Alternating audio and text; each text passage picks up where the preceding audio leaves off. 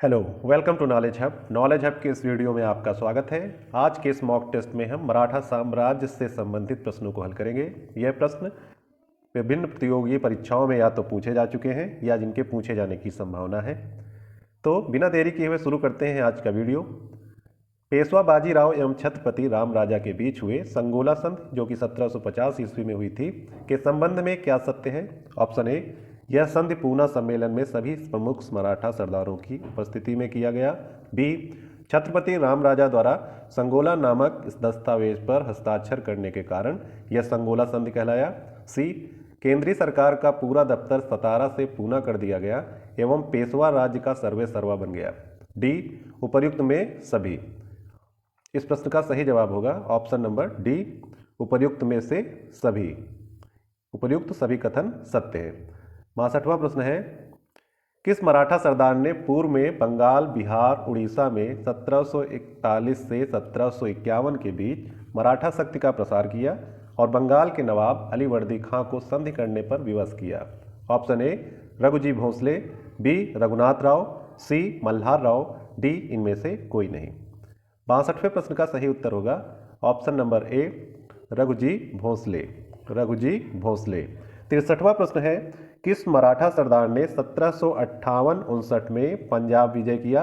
Option A, Raghuji Bhosle. B, Raghunath Rao. C, Malhar Rao. D, इनमें से कोई नहीं। इस प्रश्न का सही जवाब है option number B, Raghunath Rao. 64वां प्रश्न है, किसने दिल्ली में मुगल बादशाह की सहायता के लिए रखे गए अपनी सेना का वेतन चुकाने के लिए दिल्ली के दीवान आम की छत से चांदी निकलवा ली? Option A, Sadashivrao Bhau. B, Raghunath Rao. C, Malhar Rao. D, इनमें से कोई नहीं। 64वें प्रश्न का सही उत्तर है ऑप्शन नंबर ए, सदाशिवराव भाऊ। ऑप्शन नंबर ए। 65वां प्रश्न है, दो मोती जल में घुल गए, सोने की 27 मोहरें खोई गईं, चांदी और तांबे की जो हानि हुई उसका कोई अनुमान नहीं लगाया जा सकता। यह किससे संबंधित है? ऑप्शन ए, पानीपत के तृतीय युद्ध में मराठा सेना के विनाश से। बी, प्रथम आंग्ल मराठा युद्ध से। सी, द्वितीय आंग्ल मराठा युद्ध से। डी, बेसीन की संधि से। 65वें प्रश्न का सही उत्तर है ऑप्शन नंबर ए, पानीपत के तृतीय युद्ध में मराठा सेना के विनाश से रिलेटेड है यह कथन। 66वां प्रश्न है, पानीपत के तृतीय युद्ध में मारे जाने वाले दो महत्वपूर्ण सैन्य सरदार कौन थे? ऑप्शन ए, विश्वासराव एवं सदाशिवराव भाऊ। बी, विश्वासराव एवं मल्हार राव होलकर। सी, सदाशिवराव भाऊ एवं मल्हार राव होलकर। डी, इनमें से कोई नहीं। इस प्रश्न का सही जवाब है ऑप्शन नंबर ए, विश्वासराव एवं सदाशिवराव भाऊ। ऑप्शन नंबर ए। 67वां प्रश्न है, किस इतिहासकार ने कहा पानीपत का तृतीय युद्ध एक निर्णायक युद्ध था? मराठा सेना की मुकुटमणि वहीं गिर गई थी और इस युद्ध के पश्चात मराठों के अखिल भारतीय साम्राज्य के स्वप्न नष्ट हो गए। ऑप्शन ए, जदुनाथ सरकार। बी, सरदेसाई। सी, काशीराज पंडित। डी, इनमें से कोई नहीं। 67वें प्रश्न का सही उत्तर है ऑप्शन नंबर ए, जदुनाथ सरकार। 68वां प्रश्न है, शिवाजी के बाद किसने गुरिल्ला युद्ध का संचालन किया? ऑप्शन ए, बाजीराव प्रथम। बी, सदाशिवराव भाऊ। सी, बालाजी विश्वनाथ। डी, बालाजी बाजीराव। 68वें प्रश्न का सही उत्तर है ऑप्शन नंबर ए, बाजीराव प्रथम। 69वां प्रश्न है, किस मराठा पेशवा को मैकियावेली कहा जाता था? ऑप्शन ए, नाना फडणवीस। बी, बाजीराव प्रथम। सी, बालाजी बाजीराव। डी, बालाजी विश्वास।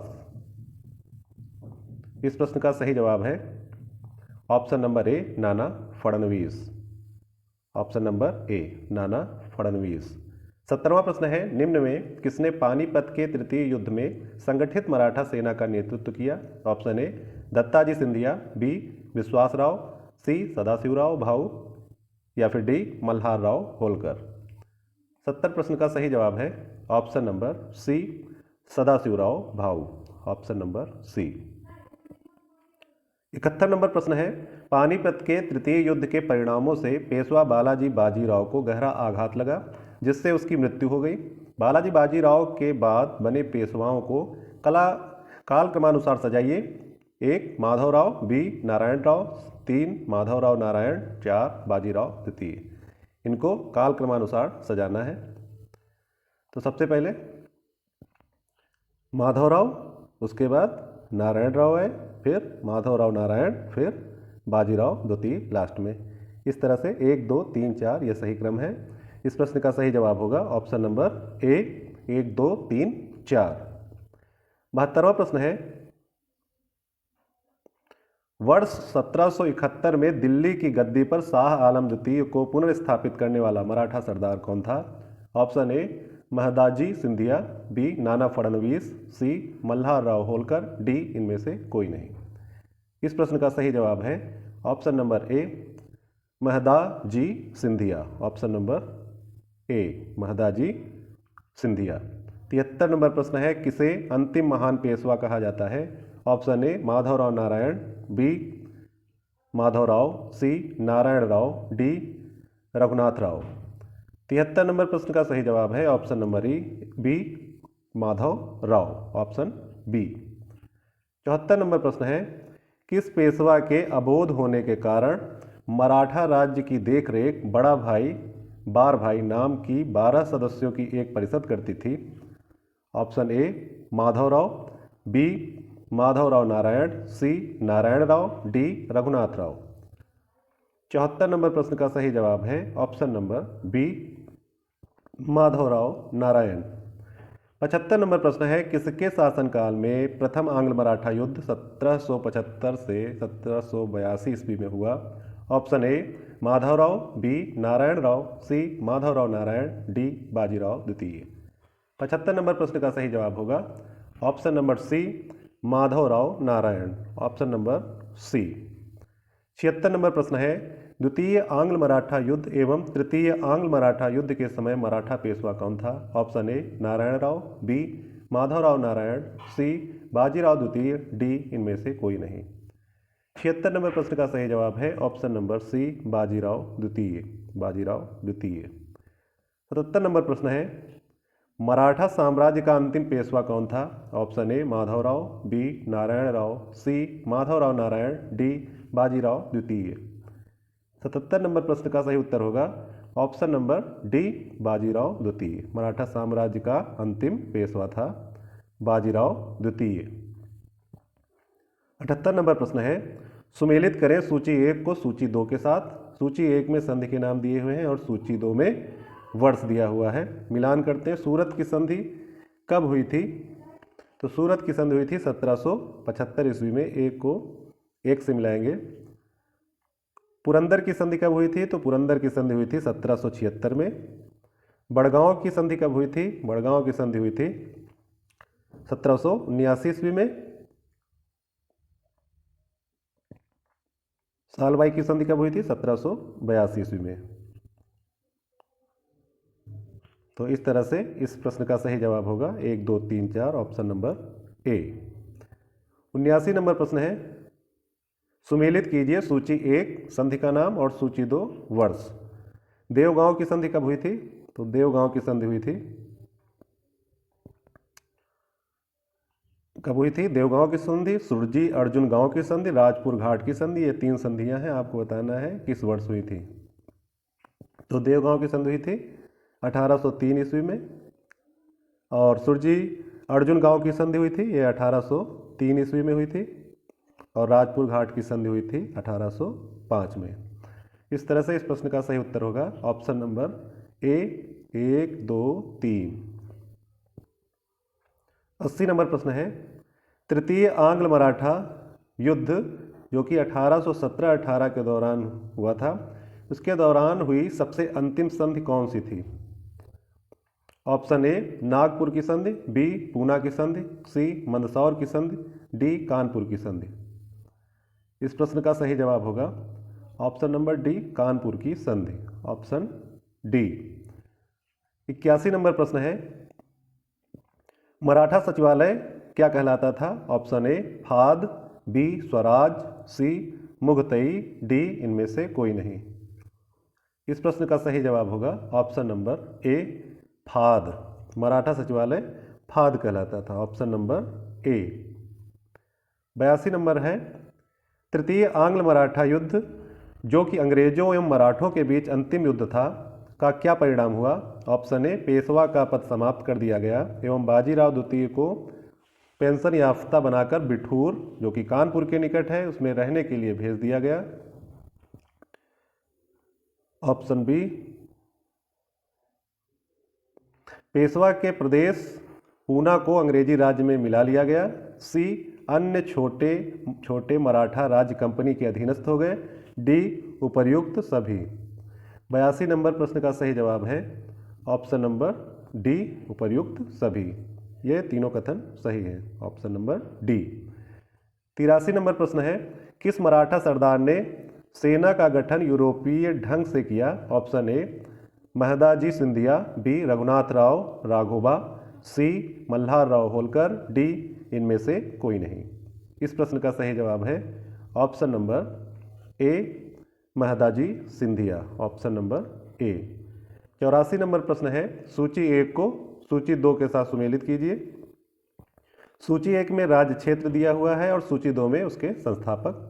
बड़ौदा, इंदौर, नागपुर, ग्वालियर, इनके संस्थापक कौन थे? मिलान करना है, तो मिलान करते हैं। तो बड़ौदा के संस्थापक कौन थे? बड़ौदा राज्य क्षेत्र के संस्थापक थे गायकवाड़। इंदौर के थे होलकर, बी का 2। नागपुर के भोसले थे और ग्वालियर के सिंधिया। 1, 2, 3, 4 इस तरह से 84 नंबर प्रश्न का सही जवाब होगा ऑप्शन नंबर ए। 85 नंबर प्रश्न है, किसने कहा है कि मराठों का उदय आकस्मिक अग्निकांड की भांति हुआ? Option A, Grant Duff. B, M G. Ranade. C, आंद्रेविक। डी, जदुनाथ सरकार। इस प्रश्न का सही उत्तर होगा option number A, Grant Duff. Option A. 86 number प्रश्न है, 1775 से 1782 के प्रथम आंग्ल मराठा युद्ध का निम्नलिखित में कौन सा एक परिणाम था? ऑप्शन ए, ब्रिटिश युद्ध जीत गए। बी, मराठा युद्ध जीत गए। सी, किसी भी पक्ष की जीत नहीं हुई। डी, इससे हैदर अली को शक्ति जुटाने में मदद मिली क्योंकि ब्रिटिश और मराठा आपसी युद्ध में लगे थे। इस प्रश्न का सही उत्तर होगा ऑप्शन नंबर सी, किसी भी पक्ष की जीत नहीं हुई थी, अनिर्णायक रहा यह युद्ध। ऑप्शन नंबर सी, 86 का सी। 87 नंबर प्रश्न है, अहमद शाह अब्दाली के भारत पर आक्रमण और पानीपत की तीसरी लड़ाई लड़ने का तत्कालिक कारण क्या था? ऑप्शन ए, वह मराठों द्वारा लाहौर से अपने वायसराय तैमूर शाह के निष्कासन का बदला लेना चाहता था। बी, उसे जालंधर के कुंठाग्रस्त राज्यपाल अदीना बेग खां ने पंजाब पर आक्रमण करने के लिए आमंत्रित किया। सी, वह मुगल प्रशासन को चहार महल, गुजरात, औरंगाबाद, सियालकोट तथा पसरूर के राजस्व का भुगतान न करने के लिए दंडित करना चाहता था। डी, वह दिल्ली की सीमाओं तक के पंजाब के सभी उपजाऊ मैदानों को हड़प कर अपने राज्य में विलय करना चाहता था। 87 नंबर प्रश्न का सही उत्तर होगा ऑप्शन नंबर ए, वह मराठों द्वारा लाहौर से अपने वायसराय तैमूर शाह के निष्कासन का बदला लेना चाहता था। 87 का ए। 88 नंबर प्रश्न है, औरंगजेब की मृत्यु के समय मराठा नेतृत्व किसके हाथों में था? Option A, Sambhaji. B, Rajaram. C, Jijabai. D, Tarabai. 88 number प्रश्न का सही जवाब है option number D, Tarabai. Option number D. यह प्रश्न यूपीपीसीएस प्री परीक्षा 2012 में पूछा जा चुका है। औरंगजेब की मृत्यु के समय मराठा नेतृत्व ताराबाई के हाथों में था। 89 नंबर प्रश्न है, शिवाजी का जन्म कब हुआ तथा कब उन्होंने छत्रपति की उपाधि धारण की? ऑप्शन ए, 1625, 1671 में। बी, 1626, 1675 में। सी, 1627, 1661 में। डी, 1627, 1674 में। इनका जन्म कब हुआ था और कब उन्होंने छत्रपति की उपाधि धारण की थी? तो इनका जन्म हुआ था 1627 ईस्वी में। 1627 ईस्वी, सी और डी ऑप्शन में है। और इनका जो छत्रपति की उपाधि इन्होंने धारण की थी वह किस सन में की थी? ये इन्होंने की थी 1674 ईस्वी में। ये ऑप्शन डी में दिया हुआ है। इस तरह से 89 नंबर प्रश्न का सही जवाब होगा ऑप्शन नंबर डी। 90 नंबर प्रश्न है, शिवाजी की मृत्यु के पश्चात उत्तराधिकार के लिए किनके बीच लड़ाई हुई? ऑप्शन ए संभाजी और शिवाजी की विधवा के बीच, डी संभाजी और बाजीराव के बीच, सी राजाराम और संभाजी के बीच, डी इनमें से कोई नहीं। 90 नंबर प्रश्न का सही उत्तर होगा ऑप्शन नंबर सी, राजाराम और संभाजी के मध्य हुआ था। शिवाजी की मृत्यु के पश्चात उत्तराधिकार का जो युद्ध हुआ था वह राजाराम और संभाजी के बीच हुआ था। 91 नंबर प्रश्न है, पेशवाई को कब समाप्त किया गया? ऑप्शन ए 1802 ईस्वी में, बी 1818 ईस्वी में, सी 1858 ईस्वी में, डी 1861 ईस्वी में। 91 नंबर प्रश्न का सही उत्तर होगा ऑप्शन नंबर बी 1818 ईस्वी में। पेशवाई 1818 ईस्वी में समाप्त हुई थी। इस तरह से आज हमने मराठा साम्राज्य के 31 प्रश्नों को हल किया। इन 31 प्रश्नों में आपने कितने प्रश्नों के सही उत्तर दिए कमेंट सेक्शन में लिख के बताएं।